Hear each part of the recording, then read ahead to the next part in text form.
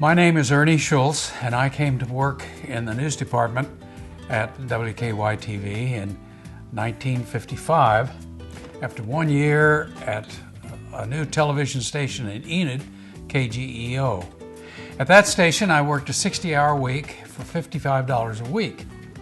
So when Bob Gamble hired me at Channel 4 and offered me $85 a week for a 40-hour week, I thought that was wonderful. I could not wait to get to Channel 4 because it was the summit. It was probably one of the 5 best local television stations in the country, and it was famous for its news department. Bob Gamble taught me everything I know about television news. He was a great boss, still a good friend of mine. And the general manager, Norm Bagwell, was very supportive of television news, very supportive of me personally. We had a great staff down through the years. We had Bob Dodson, who went on to greater things at NBC. Bella Shaw went to the West Coast and did her thing. But the people I remember the most are the photographers, because our photographers didn't just shoot film, they tried to tell stories with film.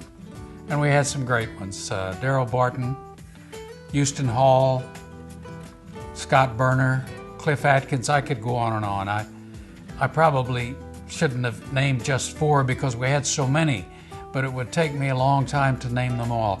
They were so good that we won awards for their work. We were the News Film Station of the Year several times. Under Bob Gamble's leadership, we were the News Station of the Year for 1 year. It was a great place to work, working with great people, and we had some good times. Houston Hall won News Photographer of the Year, and Norm Bagwell said, let me handle the presentation. Just tell him to come in the station and come up to my office. So I got on the radio and told Houston to come in and see Norm. And there was this pause on the radio, and Houston says, what does he want? Norm Bagwell was a former FBI agent, and he had a way of looking at you that you thought he knew everything in your mind. I suppose he developed that in interrogation skills. Anyway, Houston came into the station parking lot on 2 wheels and came bursting through the door. What does he want? I don't know, Houston. Go up and see him. Oh, he was eating a cigarette as he tore out of the newsroom. Went up to Norm's office. Norm kept him Norm told me about it later. Norm kept him waiting for a few minutes and then led him into his office, sat him down, gave him that flat look, and asked him, Houston, what have you been up to? And Norm said, he started to tell me. So anyway, Norm finally gave him the good news, and Houston staggered out. Norm Bagwell was very supportive of the news department, very supportive of me personally. In 1964, after Bob Gamble had left and after Dick John had left for Tampa to take over the Opupco station there, and we didn't have a news director, Norm called me into his office and said, Ernie, I'm going to make you news director if you'll do one thing for me. Quit acting like you know more than anybody else in the station. And I said I would try, and he said, that's all I can ask. And he made me news director, and I did try. I don't know how well I succeeded, but I did try. News film was really more important to the newsroom when I was news director than the words or just about anything else. I thought that news film, showing people the news rather than just telling them about it, was our strongest point. So we spent a lot of time and effort in film and tried to get a different angle, a different view of everything, and we were very heavily into aerials. And I had an airplane, that I flew to grass fires and oil well fires and floods, and even the McAllister prison break one famous weekend. And we devised a way to drop the film next to the station so that it could go through the film processor by the time the photographer and I got back from landing the plane at Expressway Airport. And my wife took a pillow and hollowed it out a little bit so that we could put the film in the pillow, and then the photographer would drop it out of the airplane as I flew past the station. Well, one day we were coming back, and it was during a period of bomb scares.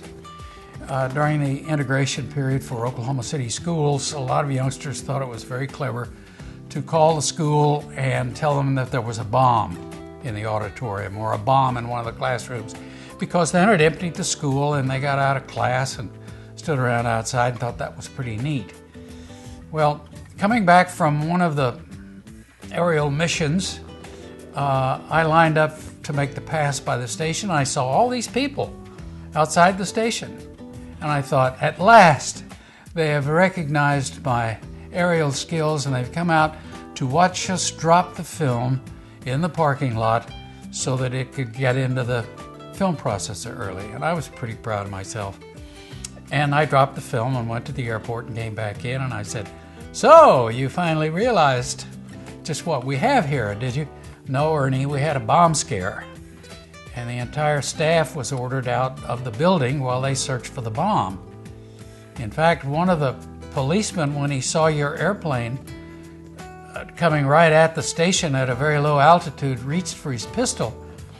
And then someone said, no, that's not a bomber, that's Ernie." And I was very pleased that they had done that. And it became, less of a thrill. But anyway, and speaking of aerials, I stayed with the airplane a little too long. Channel 9 got a helicopter, and they didn't use it particularly well. I didn't think they used it any better than I did my little 170, Cessna 170, but they promoted it. And they had a tremendous promotion campaign. Chopper 9, in between every element of programming, it seemed to us, here was Chopper 9. And so we finally had to get a helicopter, more for promotional reasons than anything else. And that brings to mind the story of the time that Bella Shaw and a very, very attractive female photographer, one of the few on the staff, was sent to an oil well fire in northwest Oklahoma. The helicopter pilot told me the story after the event. After they circled the fire to take their aerials, he landed and they got out. They were both very attractive women. This was at a time when Charlie's Angels was very big on television. And a deputy sheriff came up to them and they said, "Hello," and I'm quoting the helicopter pilot now. The deputy sheriff says, "Hey," and they said, "We are here to shoot the oil well fire." And the deputy sheriff said, and they walked up and shot the oil well fire and came back and thanked the deputy sheriff, whose jaw had never closed, according to the helicopter pilot, from the time he saw them step out of the helicopter till the time they left. And when they said goodbye, the helicopter pilot, the deputy sheriff said, At a more serious level, I've already told you how much I appreciated the leadership of Norm Bagwell. Well, it was more than leadership. At one point, in the middle of the Watergate crisis for the Nixon administration, the networks were hitting him pretty hard and accurately for all the things that were going on and especially the cover-up. And on our local newscasts, we usually had sections of national news, and we would report the same facts, usually from AP. And Oklahoma was very, very much in favor of the Nixon administration. They had voted for him overwhelmingly and supported him entirely. And as a state was pretty much convinced that the whole Watergate thing was a put up by the liberals. And so when we reported the facts, the testimony and in the hearings and the break-in and the whole thing, we got a lot of phone calls saying, you know, he's a great president, back off. And we said, thank you for calling. But I am convinced that Norm took a lot of pressure. Downtown, Chamber of Commerce, maybe some other places, advertisers and whatnot. He took a lot of heat, and only on a couple of occasions he hinted at that, but he never once told us to back off. And for that, he won not just my respect, but my everlasting love. I think he was a great guy and a great general manager and a great person. Darrell Barton was probably the best of all the really good photographers that we had, and he cared very much about his film. One day it was on a weekend, and he had some really good film, and he had to get it through the film processor and get it on the air that day, right away. And we had all run the film processor, though we had somebody who did it full time during the week. So Darrell slaps the film in the film processor, and the dry box went out, blew a fuse or something. And the film started to come out, and there was no dry box, so he couldn't let it go onto the take-up reel wet because it would stick and all kinds of terrible things would happen. Well, it just so happened that the dressing rooms were just down the hall from the film processor room. And in the dressing rooms that day were about 20 wrestlers, professional wrestlers, getting ready to tape about 10 or 15 shows with Danny Williams. And the dressing rooms were something. They were filled with tubes of Max Factor makeup because the wrestlers provided tans to their entire body for each program, because the natural human skin color was terrible on television at that time. We all had to wear pretty heavy pancake makeup, but they had to wear it all over their body. The dressing rooms, after they were through with them, just smelled terribly. Anyway, Darrell runs down and gets somebody to take a member of the staff to take the end of the film as it came out of the processor and start down the hall with it. It would dry in the air. He ran into the wrestlers' room. These were large, very athletic men, and said, "Everybody out." And he drove them out of their dressing rooms into the hall and ordered them to pick up the film at about 10-foot intervals and march down the hall behind the one in front of them. And here were these 10, 15 guys in their wrestler trunks and carrying this film down the hall. Then they would turn around and come back down the hall until all 300 feet or 400 feet, however much Darrell had, was out of the processor. And then they had to stand there and hold it until it dried.